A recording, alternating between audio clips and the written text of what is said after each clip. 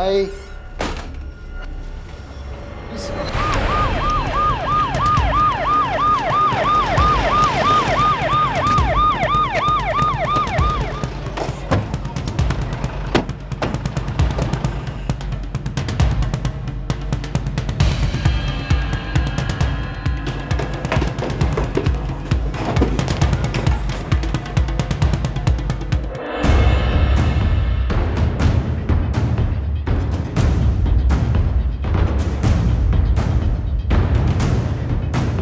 ज्ञान, दरवाजा खोलो।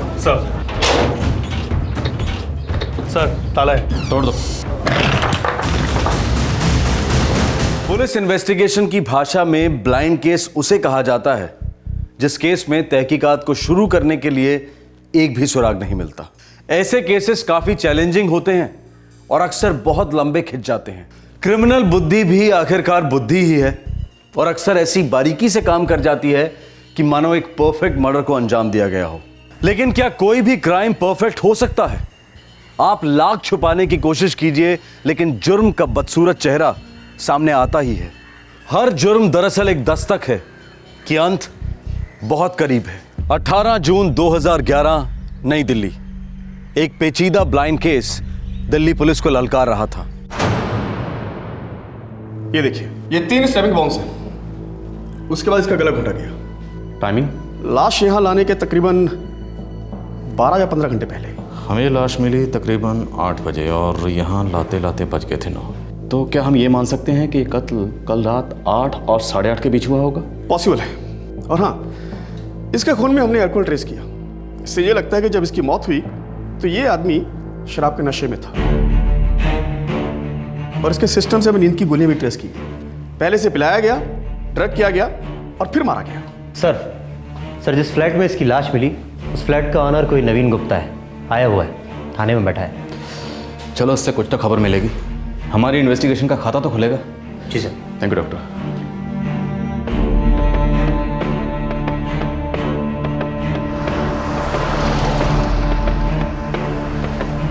सर, बिल्डिंग में रहने वाले सभी लोगों से पूछताछ की, किसी ने कुछ नहीं सुना, किसी को कुछ नहीं पता। अजीब है ना, चाकू से इतने वार किए गए, चिल्लाया तो होगा ही। ये मर्डर बेहोशी की हालत में हुआ है। बॉडी के सिस्टम से शराब और नींद की गोलियों के ट्रेसेस मिले हैं। मौत ने कब दस्तक दी इसे पता भी नहीं चला होगा।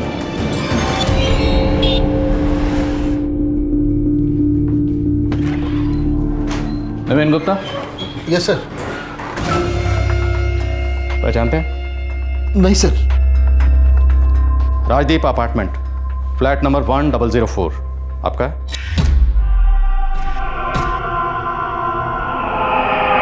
जी सर, लेकिन ये लाश किसकी है मुझे नहीं मालूम, और मेरे फ्लैट में कैसे आई ये भी मेरे को नहीं मालूम सर। फ्लैट किसी को किराए पर दिया था? सर, मेरा एक स्टेट एजेंट है रावत, उसने मुझसे कहा था कि 15 जून से कोई एक पार्टी यहाँ रहने के लिए आने वाली। 1 महीने का एडवांस भी दिया था sir.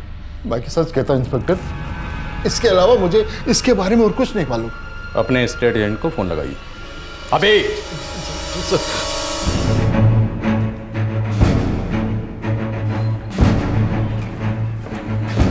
Sir, Rawat, state agent. नमस्ते सर। इसे पहचानते हो? नहीं सर, मैं इस आदमी को नहीं पहचानता।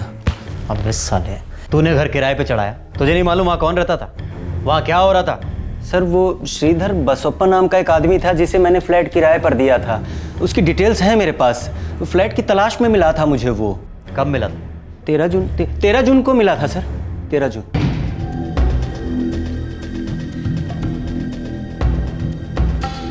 वन BHK फ्लैट तो फटाफट निकल जाते हैं श्रीधर साहब। एक बहुत बढ़िया फ्लैट आया हुआ है, यही राजदीप अपार्टमेंट में, 5 मिनट की दूरी पे है। बढ़िया है। मुझे इसी इलाके में एक फ्लैट चाहिए था। अगर आपके पास है तो मुझे अभी दिखा दीजिए। अभी दिखा देता हूँ, चलिए। आइए।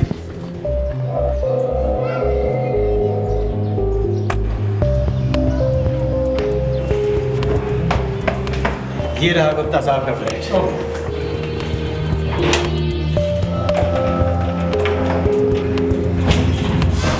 ये देखिए क्या व्यू है, 24 घंटे पानी आता है। ये फर्नीचर की भी कुछ चीजें हैं, ये देख लीजिए आप। ये सोफा रहा और ये टेबल, वो सब ठीक है। और ये मकान मालिक से कह के पेंट भी करवा दूंगा। नहीं, वैसे पेंट वेंट की कोई ज़रूरत नहीं है, जैसा भी है फर्स्ट क्लास है। परसों शिफ्ट करना चाहता हूँ मैं, 15 जून को। श्रीधर साहब, अरे किराए पर मकान ले रहे हैं या आलू प्याज खरीदने निकले हैं? अरे पेपर वर्क में टाइम लगता है, फिर आपको एडवांस भी देना है, 1000 चीजें हैं। किराया कितना होगा? मकान मालिक 15,000 रुपए चाहता है, बाकी मेरे। बढ़िया है, मुझे मंजूर है। मैं शाम को आकर सारे कागजात साइन कर देता हूँ। मेरी तरफ से आपको क्या क्या चाहिए अभी बता दो। वो शाम को पेपर्स लेकर आया था साहब, बिल्कुल अप टू डेट। हाँ, ये आपका 1 महीने का एडवांस रेंट और आपका ब्रोकरेज पूरे हैं ना? अरे गिन लीजिए भैया, लक्ष्मी चंचल होती है। नहीं, विश्वास भी कोई चीज होती है श्रीधर साहब। आपके सारे पेपर्स हम कल तक रेडी कर देंगे। तो फिर मैं लंच के पहले आकर सारे कागजात साइन कर दूंगा और साथ ही साथ फ्लैट की चाबी ले जाऊंगा। फिर निकलते हैं। हाँ, चलिए। नमस्कार। श्रीधर बसवप्पा सर, वो मुझे अच्छा और डिसेंट आदमी लगा। सब कुछ फटाफट टाइम पर किया, शक करने का कोई कारण ही नहीं था। खिलाड़ी आदमी है, ऐसा खेल खेला है कि शक की कोई गुंजाइश ही नहीं है। रावत सर, मुझे उस आदमी के डॉक्यूमेंट्स चाहिए, ठीक है। सारे के सारे। मिल जाएंगे सर।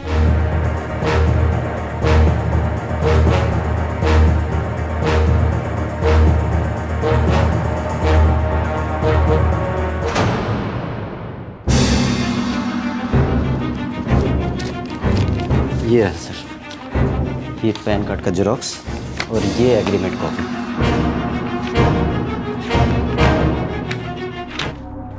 ये क्या? सिर्फ पैन कार्ड की कॉपी, बाकी कागजात तुमने मांगे नहीं, उसने दिए नहीं। सर, पैन कार्ड तो आइडेंटिफिकेशन के लिए काफ़ी है। हमें सिखा रहे हो? इस पैन कार्ड का नंबर वेरीफाई करवाओ और एड्रेस निकालो। जी सर। श्रीधर ने कांटेक्ट कब किया था? सर, दिल्ली पत्रिका में इश्तिहार देता हूँ, वहाँ से उसने मेरा नंबर लिया और यही कोई 12 जून को उसने मुझे कॉल किया। Hello, Rawat state agency? मैं श्रीधर बोल रहा हूँ। मुझे 1 BHK फ्लैट किराए पर चाहिए, बिंदापुर इलाके में। अरे दिखा दूंगा, कब आना चाहते हैं आप? कल सुबह 9 बजे। 9 बजे नहीं, आप 10 बजे आइए, तब तक मैं फ्लैट की चाबी वगैरह का बंदोबस्त कर लूँगा। ठीक है, मैं सुबह वहाँ पर 10 बजे पहुँच जाऊँगा। सेल फोन देना जरा अपना। जी, क्यों सर? जब कहा देना तो देना। जी। इसमें से उस नंबर की डिटेल निकालो जहाँ से श्रीधर ने फ़ोन किया था। जी सर। ज़रूरत पड़ी तो पुलिस स्टेशन फिर बुलाएंगे। सर,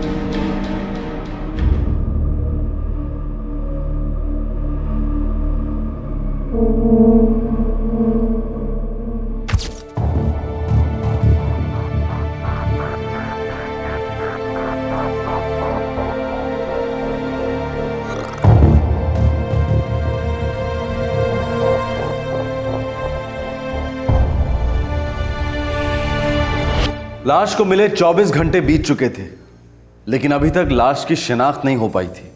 पुलिस को कोई सुराग तो नहीं मिला था, लेकिन जो लीड्स मिले थे उन पर जोरों से काम चल रहा था। जुर्म करने वालों ने अपने किए पर बहुत अच्छी तरह से पर्दा डाला था। वो अब तक पुलिस के रडार में नहीं आए थे। तो क्या यह जुर्म एक अनसॉल्व केस बनकर रह जाएगा? सर, श्रीधर वासप्पा का एड्रेस मिल गया है, बेंगलुरु का रहने वाला है। लेकिन जिस नंबर से श्रीधर ने फ़ोन किया था वो नंबर मुंबई का था। और वो नंबर कत्ल की रात से ही स्विच ऑफ होगा। जी सर। ये साजिश दिल्ली, मुंबई और बेंगलोर के त्रिकोण के बीच में रची गई है। अब इस त्रिकोण के रहस्य को ढूंढना होगा।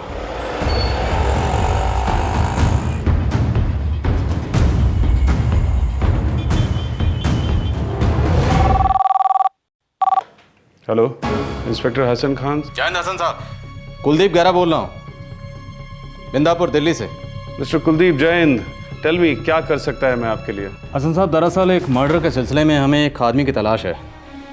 श्रीधर बसवप्पा नाम है, बेंगलुरु का एड्रेस है। ओके, एड्रेस बताएंगे थोड़ा? A304 और अकल पार्क, मेन स्ट्रीट, बेंगलुरु। उठवा लेता हूँ। अगर जल्दी करेंगे तो अच्छा होगा। एस्कॉर्ट के साथ भेजेंगे तो दिल्ली स्टेशन से ही ले जाऊंगा। वो क्या है कि ये एक ब्लाइंड मर्डर केस है। आई अंडरस्टैंड मिस्टर कुलदीप, अब भी निकलता हूँ मैं। ठीक है, मैं आपको अभी फ़ोटो फैक्स करता हूँ।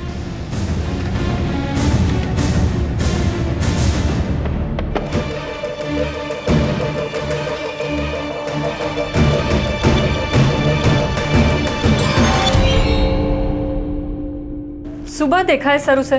क्या करता है, कहाँ मिलेगा? बीपीओ में सर्विस करता है सर।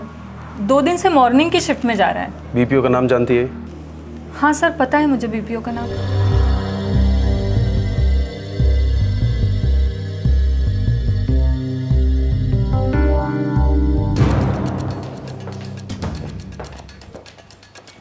ये श्रीधर बसवप्पा कौन है?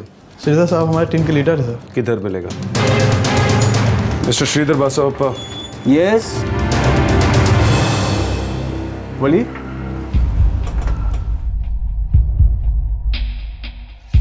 तुमको हमारे साथ चलना होगा।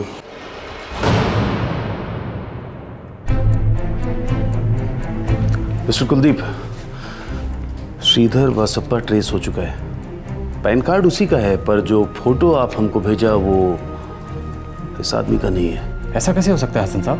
हुआ तो है मिस्टर कुलदीप। श्रीधर बसप्पा इस समय हमारे पुलिस स्टेशन में है। किसी भी एंगल से ये वो तस्वीर वाला आदमी नहीं है। कोई गहरी साजिश लगती है। मुझे इस आदमी से बात करनी है इंस्पेक्टर। ठीक है, दिल्ली भेज देता है। जय हिंद। मेरा शिफ्ट टाइम जा रहा है इंस्पेक्टर साहब, बताएंगे भी क्यों डिटेन कर रखा है मुझे? मेरा एक कांस्टेबल तुम्हें दिल्ली लेके जाएगा। क्या? तुम दिल्ली जा रहे हैं? किस खुशी में? दिल्ली पुलिस तुमसे पूछताछ करेगा। पूछताछ करेगी? किस लिए? नहीं, मेरी कुछ समझ में नहीं आ रही सर। दिल्ली जाएगा तो खुद ब खुद समझ में आ जाएगा मिस्टर श्रीधर बसवप्पा।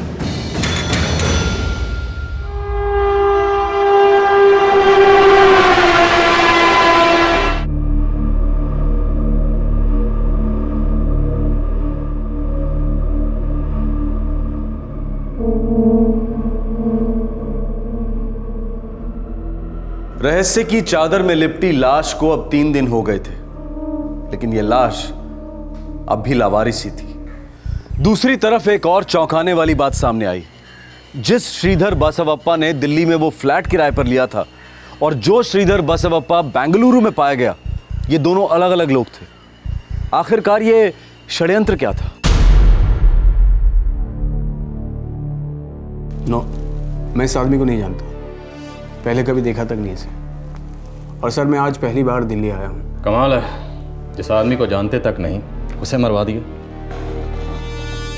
जान ले ली उसकी। गॉड, ये क्या कह रहे हैं आप ऑफिसर?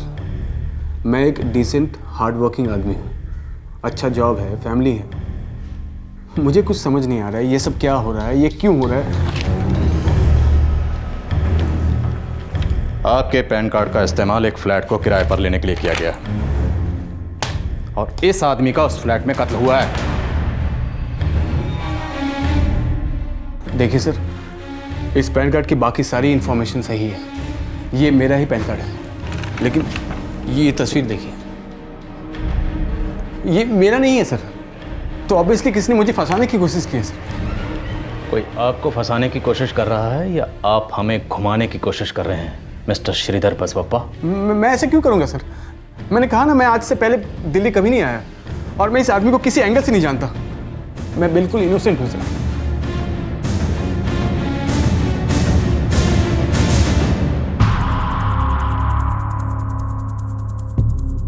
सर ये श्रीधर बसवप्पा जो बेंगलुरु से आया है, इसका सेल नंबर बेंगलुरु में रजिस्टर्ड है, मुंबई में नहीं। और इससे पहले इसके दिल्ली आने के कोई रिकॉर्ड भी नहीं है। हो सकता है उसने किसी और का नंबर इस्तेमाल किया हो कॉल करने के लिए, जो मुंबई में रजिस्टर हो। सर हमने उसके बेंगलुरु ऑफिस में पूछताछ करवाई है। मर्डर के 2 दिन पहले से अब तक वो रोज़ ड्यूटी पे था, 14 घंटे डेली।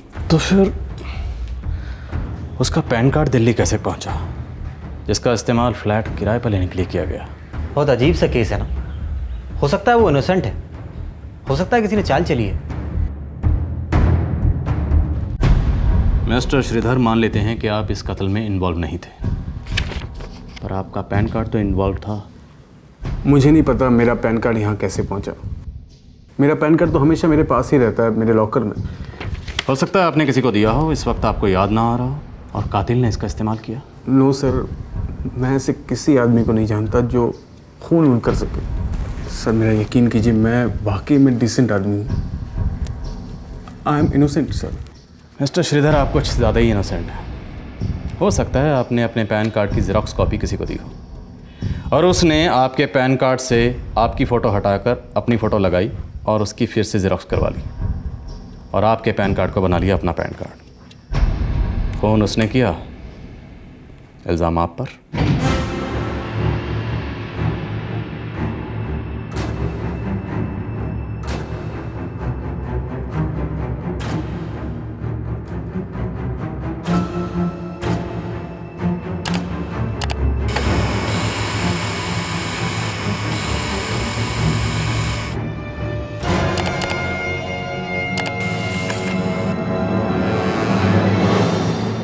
एक जुर्म हुआ है, कत्ल हुआ है। इस जुर्म में आपके पैन कार्ड की ज़ेरॉक्स कॉपी का इस्तेमाल हुआ है। आपके पैन कार्ड को धोखे से बदला गया है, उसके साथ छेड़खानी की गई है।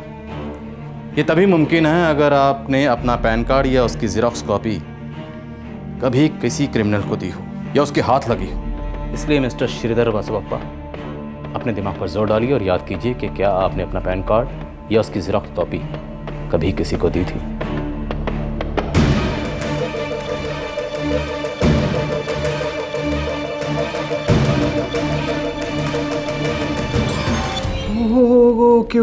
ओके, अभी याद आया सर। क्या? सर 1 महीने पहले मैं मुंबई गया था जॉब इंटरव्यू के लिए। वहाँ मैंने अपने सारे पेपर सबमिट किए थे। उसमें मेरे पैन कार्ड की ज़ेरॉक्स कॉपी भी थी। कंपनी का नाम और एड्रेस पर सॉफ्टवेयर कंपनी थी इंस्पेक्टर साहब, नॉक्स प्लाजा में Prime Web Software consultants.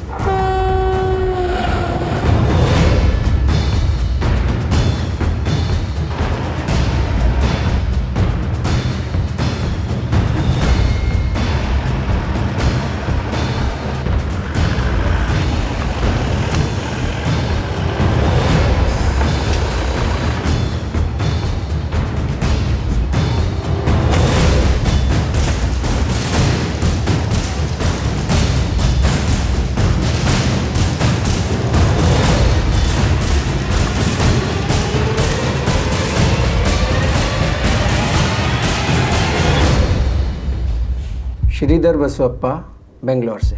That's right.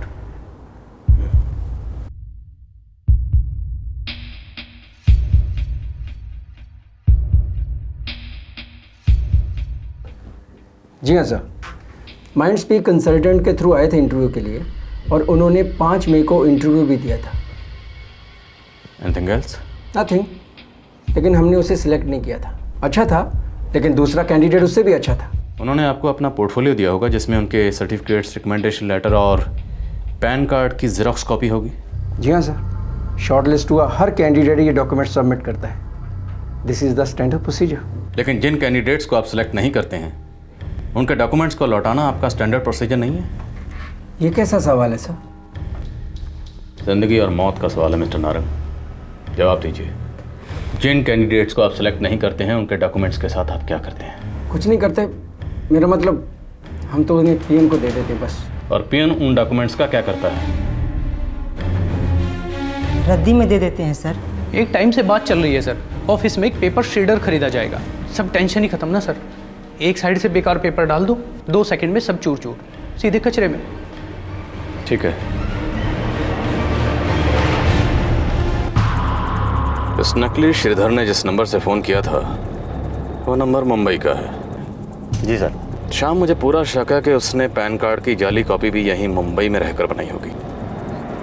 Sir मुझे लगता है कि हमें उसके फ़ोन रिकॉर्ड्स ट्रैक करने चाहिए। हो सकता है हमारे काम का कोई नंबर निकल आए।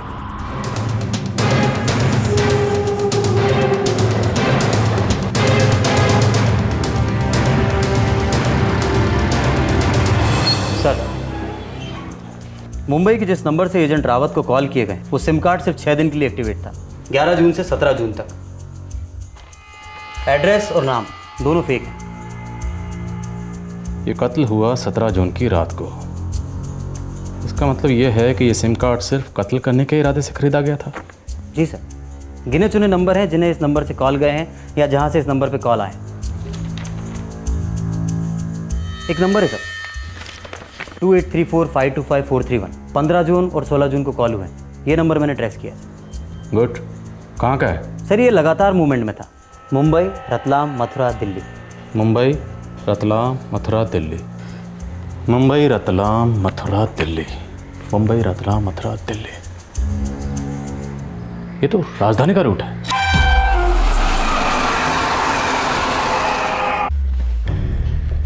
मुंबई टू दिल्ली।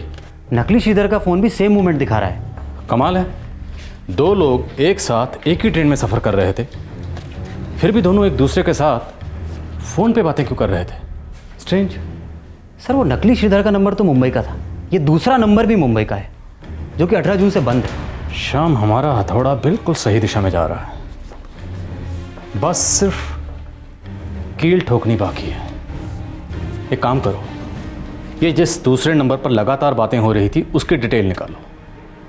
मुझे पूरा यकीन है कि उससे हमें ज़रूर कुछ ना कुछ मिलेगा। जी सर।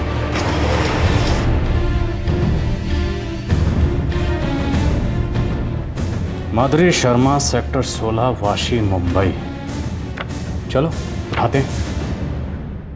जी सर।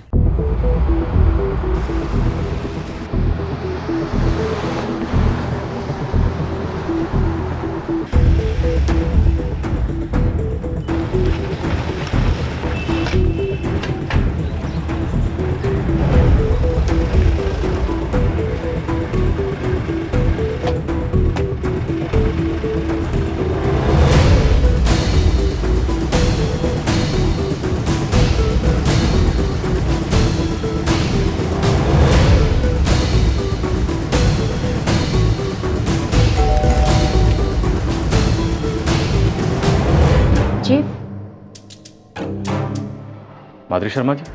जी मैं ही हूँ माधुरी शर्मा। आप?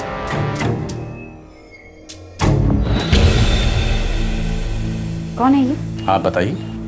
मैं कैसे बता सकती हूँ, मैं तो इससे नहीं जानती। और आप लोग? दिल्ली पुलिस। माधुरी जी, आपको हमारे साथ दिल्ली चलना होगा। किस लिए? इसलिए क्योंकि हम जानते हैं कि आप इस मरे हुए आदमी को जानती हैं। इसलिए क्योंकि हम ये भी जानते हैं कि जिसने कत्ल किया है आप उसे भी जानती हैं। इसलिए क्योंकि हमें पूरा शक है कि इस कत्ल में किसी ने कातिल का साथ दिया है, और वो साथी आप हैं माधुरी जी। इसीलिए आपको हमारे साथ दिल्ली चलना होगा। किस लिए? इसलिए क्योंकि हम जानते हैं कि आप इस मरे हुए आदमी को जानती हैं। इसलिए क्योंकि हम ये भी जानते हैं कि जिसने कत्ल किया है आप उसे भी जानती हैं।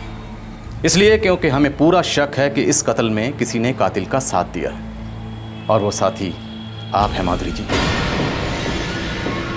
देखिए इंस्पेक्टर साहब, आपको ज़रूर कोई बहुत बड़ी गलतफहमी हुई।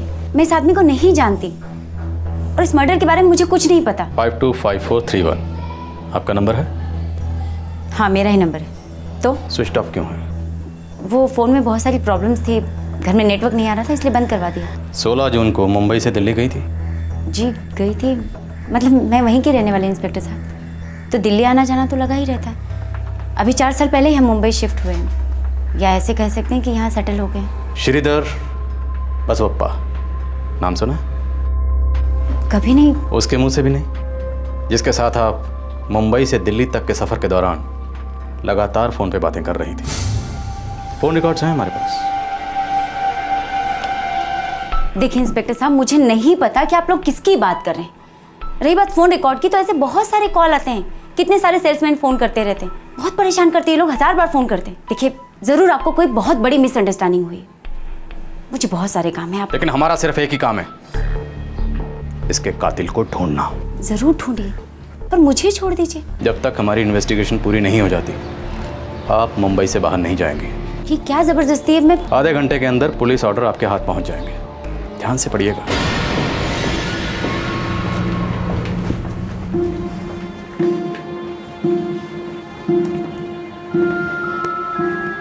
मम्मी, ये लोग कौन थे? क्या हुआ मम्मी? कुछ नहीं बेटा, आप अपने कमरे में जाओ।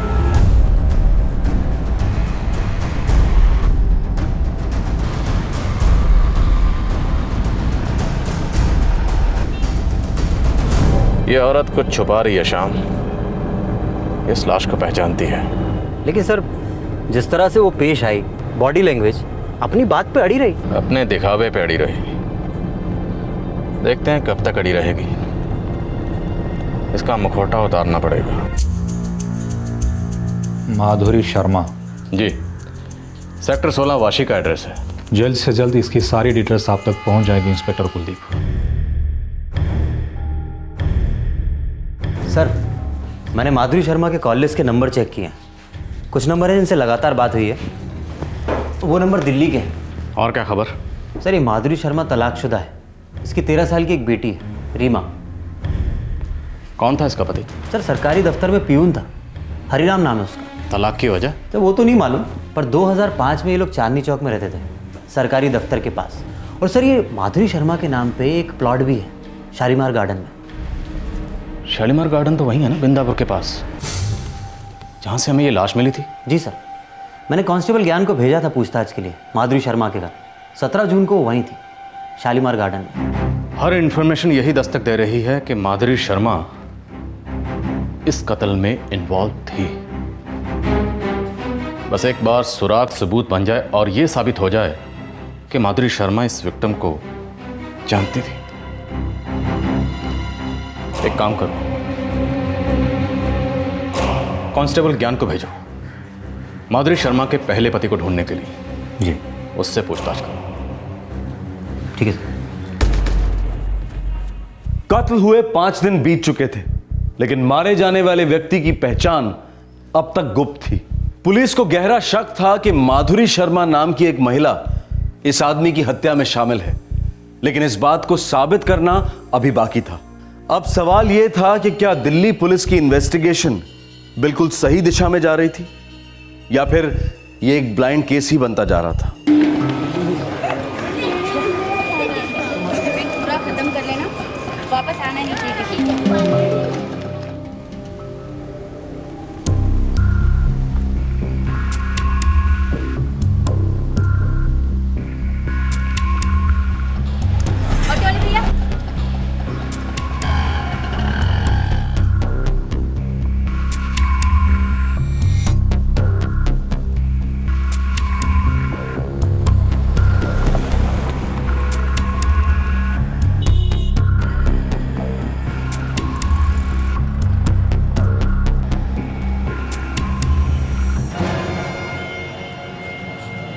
एक चाय देना। रजिस्टर। जी, ये कल का है। सच चाहिए।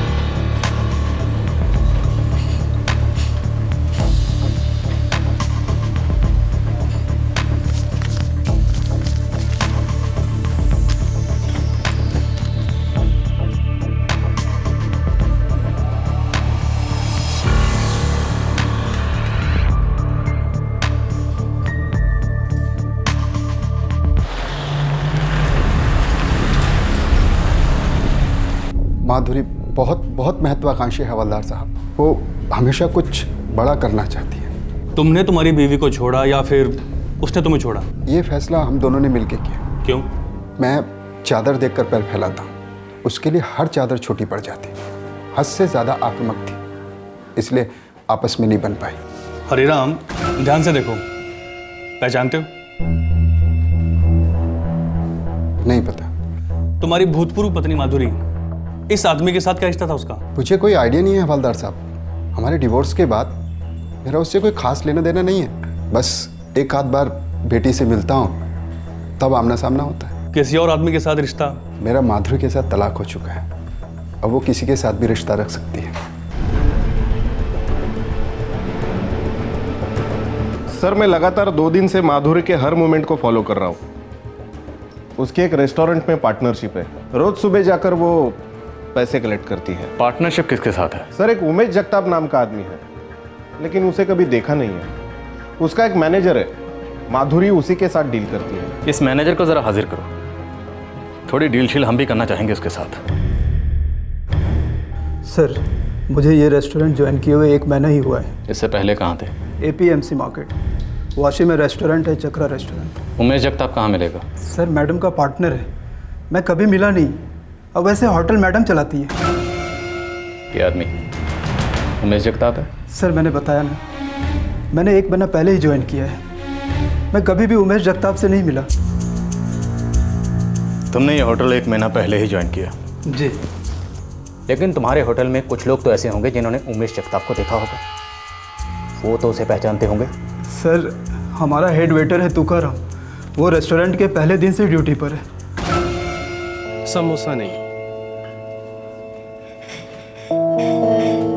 तुकाराम। जी मैडम। गोविंद कहाँ है? वो मैडम मैं आपको बताने ही वाला था, दरअसल कुछ लोग आए थे, वो उन्हें अपने साथ लेके गए हैं। कौन? मैडम ये तो नहीं पता, लेकिन मुझे तो वो पुलिस वाले लगे थे। पुलिस वाले? जी हाँ। ठीक है, तुम विघ्नेश को बोलो काउंटर संभालो, तुम मेरे साथ चलो। क्या हुआ मैडम, कुछ बात हुई क्या? कुछ नहीं, बुलाओ उसको। पुलिस वाले?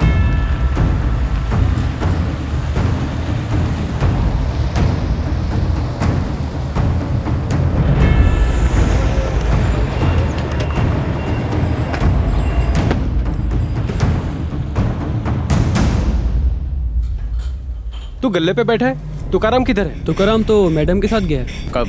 कहाँ गया? कहाँ गया ये तो नहीं मालूम साहब, लेकिन अभी आधे घंटे पहले मैडम आई थी, आप नहीं थे, देख के बिगड़ गई। फिर मैडम तुकाराम को ले गई और मुझे यहाँ गले पर बिठा दिया। सर कुछ तो बताइए, ये सब माजरा क्या है? तुम्हारी मैडम तो गई अब काम से।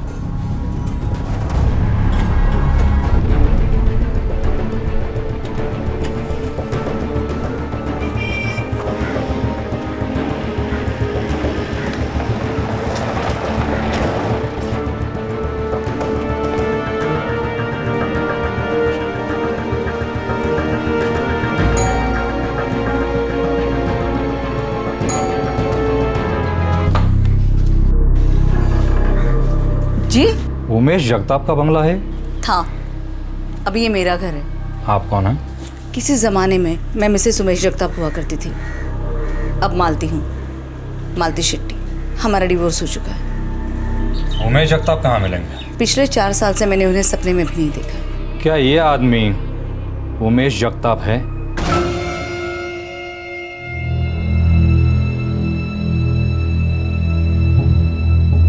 जी हाँ, यही मेरे एक्स हस्बैंड है। क्या हुआ है उन्हें? मर्डर।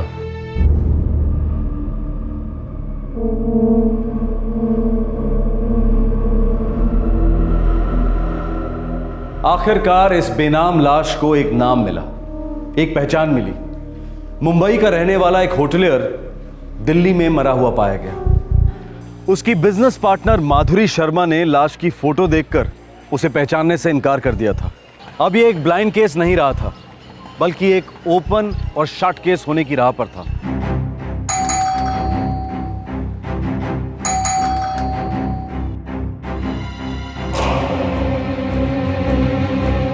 माधुरी जी, मैं आपको एक बार फिर से ये तस्वीर दिखा रहा हूँ और एक बार फिर से आप वही कहानी दोहराएंगी कि आप इसे नहीं जानती हैं, लेकिन इस बार हम जानते हैं कि आप इसे बहुत अच्छी तरह से जानती हैं। बस ये जानना बाकी है कि आप इसे कितने करीब से जानती हैं, और ये भी कि आपके और आपके restaurant business partner Umesh Jagtap के बीच ऐसा क्या हुआ था जिसकी वजह से आपने उसकी हत्या कर दी और लोमड़ी की तरह चालाकी का इस्तेमाल करते हुए अपने पीछे सारे सुराग मिटाती चली गई।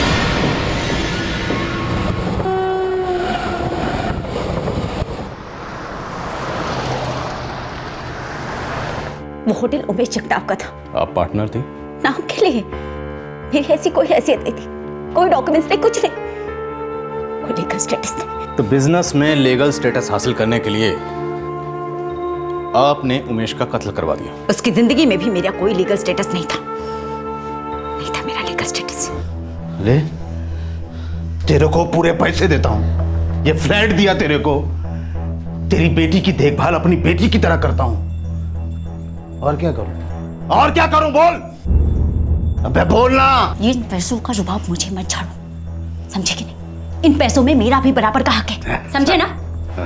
तुमसे ज्यादा मेहनत करती हूँ मैं रेस्टोरेंट में, और तुम क्या देने की बात करती हो? अगर देना ही है तो अपना नाम, अपने बिजनेस में पार्टनर, अपनी बीवी धर्म पत्नी कहने से घबराते क्यों? डरपोक कहेंगे। तो अपने पति का घर छोड़कर इधर नहीं आती। तेरी शादी सिर्फ पैसों से हुई है और वो मैं तुझे दे रहा हूं। और चाहिए और दूंगा, और चाहिए और दूंगा, और पैसे चाहिए और दूंगा, बस। इससे ज्यादा तेरे को कुछ नहीं मिलेगा, और इससे ज्यादा कुछ मांगेगी ना तो ठेंगा मिलेगा, ठेंगा। साली थका डालती है, पूरे नशे की मां बहन कर देती है। तेरे जैसी औरत से मर्दों को सबक लेना चाहिए कि औरत नाम का बोझ अपने गले में मत बांटो, गला फाड़ कर खून चूस लेती है, टायल। अच्छा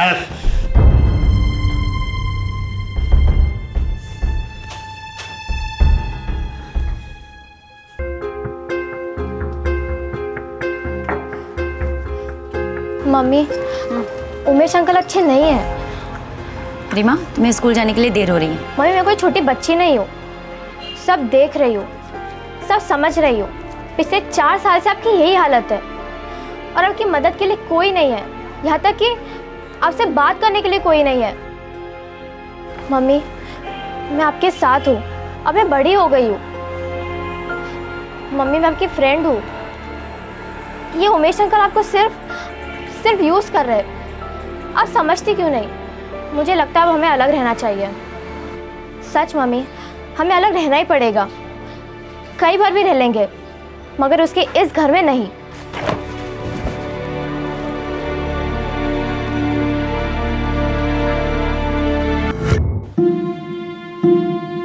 मेरी बच्ची ने सही कहा था, मुझे उमेश के साथ रिश्ता तोड़ देना चाहिए था, लेकिन कभी कभी देर हो जाती। मैंने अपनी जिंदगी के 4 साल दिए उस आदमी को, अपना तन मन सब कुछ उसके हवाले कर दिया। उसका रेस्टोरेंट बिजनेस सेटअप करने में इतनी मेहनत की कि कोई कानूनी पार्टनर भी नहीं करता। उस बिजनेस से उसने जितने भी पैसे कमाए, उसमें दरअसल आधा मेरा था, मेरे हक का। उसके बिना भी मुझे उसे छोड़कर चले जाना चाहिए था, नई जिंदगी शुरू करनी चाहिए थी, जो मैंने नहीं की। मुझे मेरा हक छोड़ छाड़ कर जाना मंजूर नहीं था, और वो मुझे मेरा हक देने से इनकार कर रहा था। मेरा पहला पति इस आदमी से कई गुना ज्यादा अच्छा था, लेकिन हमारी नहीं बनी, हम अलग हो गए। लेकिन इस उमेश जगताप, पता नहीं क्यों, उमेश जगताप के साथ मुझे मेरे हिस्से की हर पाई चाहिए थी, हर पाई।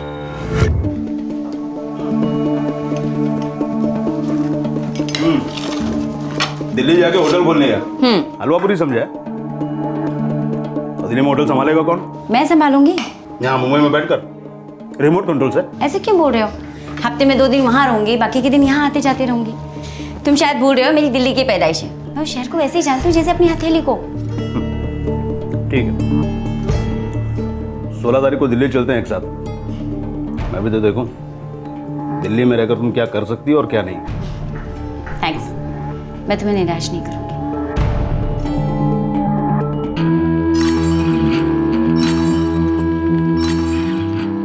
मैंने उमेश को हमेशा के लिए मेरी जिंदगी से अलग करने का प्लान बनाया था। अब धीरे धीरे मैं उस प्लान को अंजाम देने पर उतर आई थी।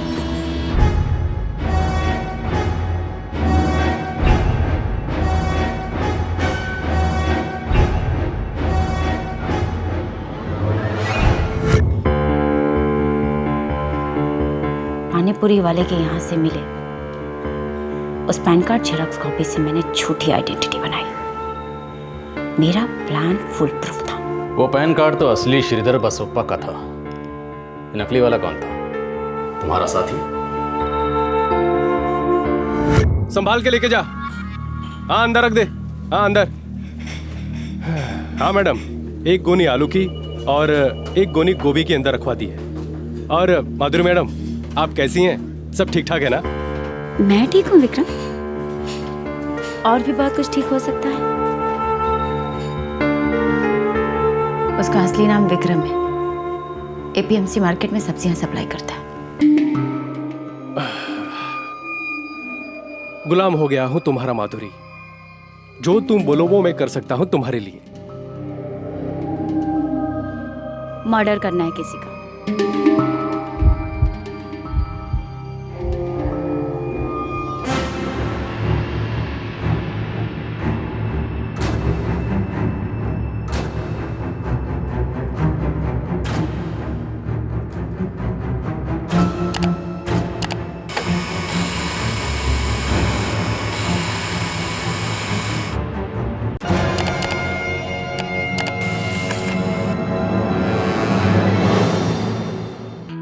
विक्रम उस पैन कार्ड की कॉपी लेकर दिल्ली गया और उस पैन कार्ड की मदद से उसने वो फ्लैट किराए पर लिया।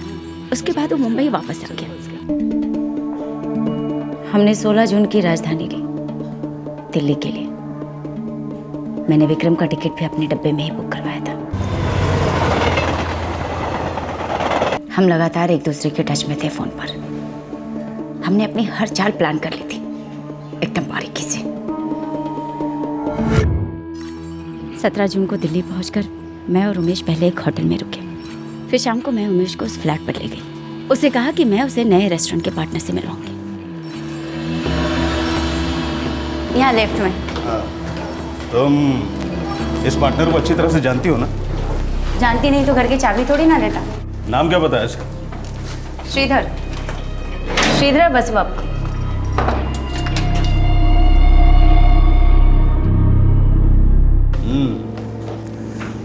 वैसे ये श्रीधर यहीं रहता है क्या? नहीं, ये फ्लैट तो इन्वेस्टमेंट के हिसाब से लिया है। उसका असली घर तो गुड़गांव में। काफ़ी शानदार बंगला है। अब बैठिए, मैं पानी वानी कुछ लेकर आती हूँ।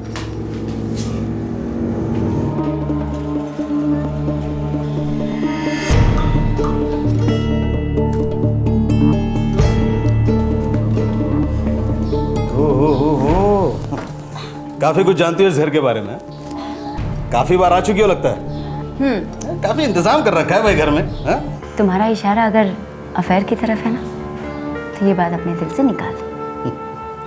मेरा श्रीधर बसवप्पा के साथ सिर्फ एक रिलेशन है, बिजनेस पार्टनरशिप का। मेरे दिल पे, शरीर पे सिर्फ तुम्हारी मोहर है। Cheers.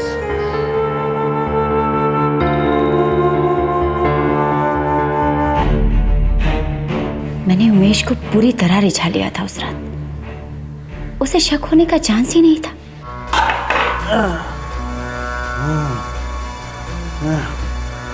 माधुरी, माधुरी, यार मुझे चक्कर सा आ रहा है। तेरा पार्टनर श्रीधर किधर? बोलो।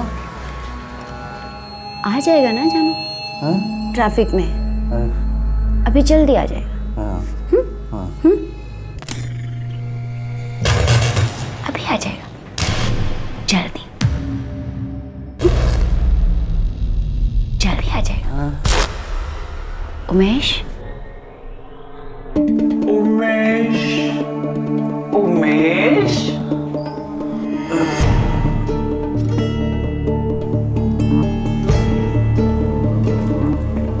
उमेश,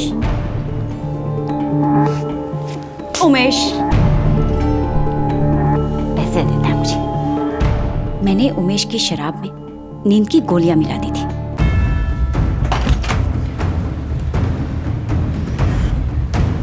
जल्दी करो, बेहोश है। माधुरी, अभी तक जो कुछ भी किया है सिर्फ तुम्हारे लिए किया, और जो करने जा रहा हूं उसके बदले में अपने वादे को मत भूलना। मैं वादे की पक्की हूं, तुम्हें तुम्हारे पैसे मिल जाएंगे।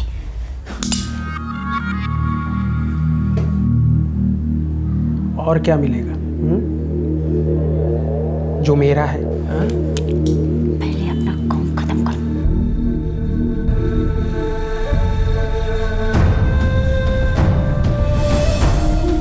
विक्रम ने पहले उमेश को छुरा मारा।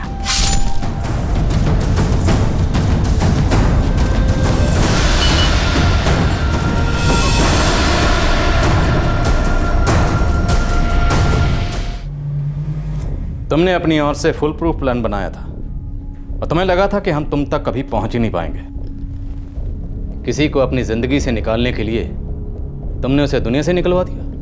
माधुरी शर्मा, जुर्म का प्रेत एक साए की तरह तुम्हारा पीछा करता है, अब फिर तुम्हारे आगे आता है और फिर तुम्हें घसीटता हुआ पटकता है हमारी चौखट पर। एक जाओ से।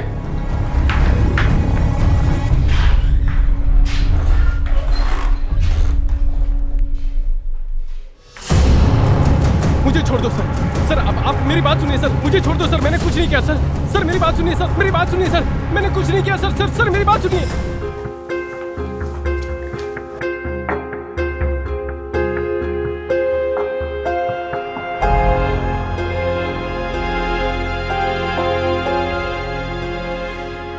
रीमा, रीमा, कैसा है बच्चा?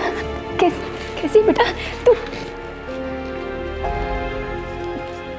रीमा, जब तक इस केस की सुनवाई नहीं हो जाती और मुझे बेल नहीं मिल जाती, तू अपने पापा के साथ रहना। ये सब करने की क्या जरूरत थी मम्मी? मैंने आपसे कहा था ना कि अलग रहते हैं। ये सब करके क्या मिला आपको मम्मी? मैं डर गई थी रीमा, डर गई थी कि मुझे मेरा हक नहीं मिलेगा। मैं डर गई थी बेटा।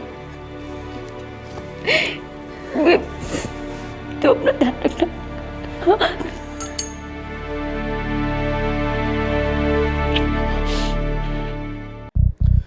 एक बहुत ही बारीकी से प्लान किया गया मर्डर, लेकिन कानून की पेचीदा नजर ने खोट निकाल ही ली।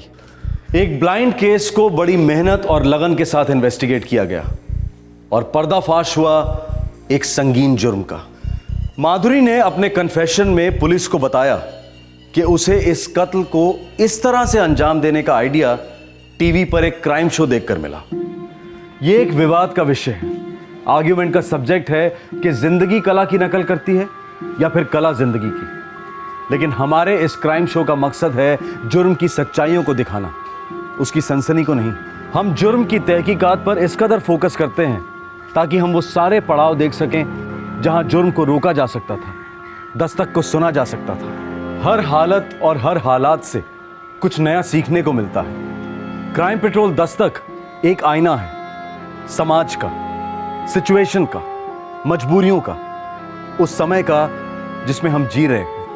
ये एक आईना है उस सच का जो हम जीते जीते बनाते हैं और बदलते हैं। आज के इस केस में एक फेंके गए पैन कार्ड की फोटोकॉपी का जुर्म करने में दुरुपयोग किया गया। इसमें हम सब के लिए एक सीख है कि जब भी हम किसी को अपने पर्सनल कागजात की फोटोकॉपीज देते हैं या कागजात की कॉपीज लेते हैं तो काम हो जाने के बाद उसे रद्दी में ना फेंक दें। या तो उन्हें सही सलामत लौटाया जाए या फिर फाड़ कर मिटा दिया जाए। आखिरकार पर्सनल डॉक्यूमेंट्स किसी भी इंसान की पहचान की नींव होते हैं। अगले हफ्ते क्राइम पेट्रोल दस्तक में आपसे फिर मुलाकात होगी। तब तक अपना ख्याल रखें, सुरक्षित रहें। जय हिंद। इस तरह के और भी एपिसोड देखने के लिए हमारे चैनल को सब्सक्राइब करें और बेल आइकन दबाना ना भूलें।